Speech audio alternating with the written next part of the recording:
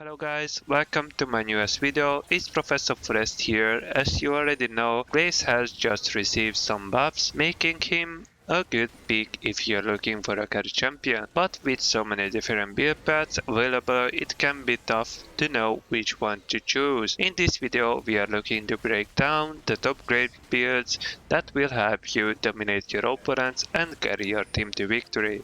I will explain the pros and cons of each build and show you the best runes and summoner spells, so make sure to watch the video till the end. Let's start with the first build, which is none other than lethality with brawlers and then items like collector and black cleaver. The rest of the build is always situational, serpents if enemy team has a lot of shields, or Sarildas for even more armor pen are great options. If you would like, you can go for more crit as well, but I recommend going with lethality items instead for higher damage on your spells. Now let's talk about pros and cons. This build has high burst damage, has strong early game, and is really good for snowballing. Some cons are you are really squishy even if you have Black Cleaver and heavily rely on abilities to hit as your main damage. You also have a hard and unique playstyle since you are more like an assassin. I recommend going Red Smite for more burst damage or Blue Smite with this setup and always take Flash. Some good rune setups are Dark Harvest for even more damage and better scaling, or First Strike which can help you snowball and generate even more gold. But if you don't like the rune setups mentioned earlier, you can stick with Lead. Our secondary build is the one most likely everyone knows by now. This is Gore, Black Cleaver and Sarilda's build with some situational items like Maw, Frozen Heart, Guardian Angel, etc. For runes, you always want to go with Fleet Footwork. For secondary, you have more options. You can take Inspiration Tree, Domination, or even Sorcery.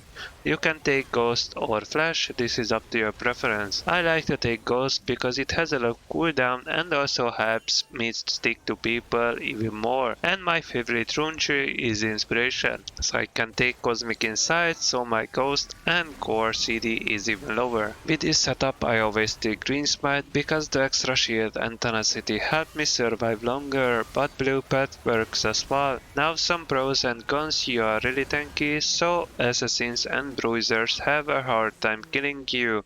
Great for team fights with all the sustain you have. A versatile build path allows you to build more offensively against certain champions or build more offensively against others.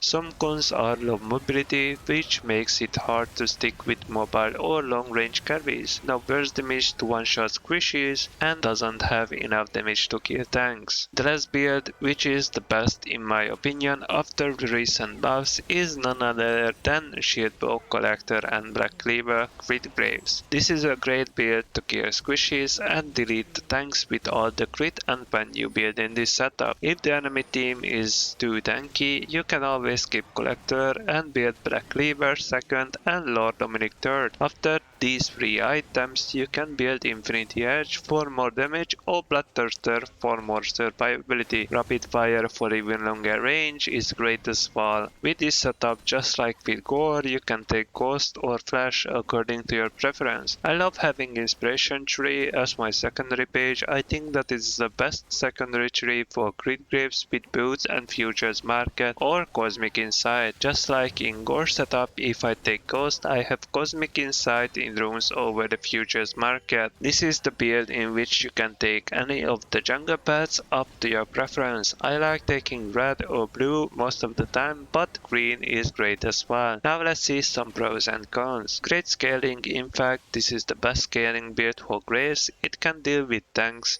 is good in team fights, and is great for dueling as well. Some cons are weak early game. To have a slightly stronger early game, go Dark first and then Shield Bow, an expensive build path making it hard to reach his power spikes compared to other builds. Heavily reliant on auto attacks, Crit Graves is heavily reliant on his auto attacks for damage, which means he can struggle in fights where he can get close to enemies to attack them. These are the 3 best Graves builds in Season 13 after the crit changes. Let me know in the comments which is your favorite. And if you have any questions, feel free to join my Discord server. Thank you for watching.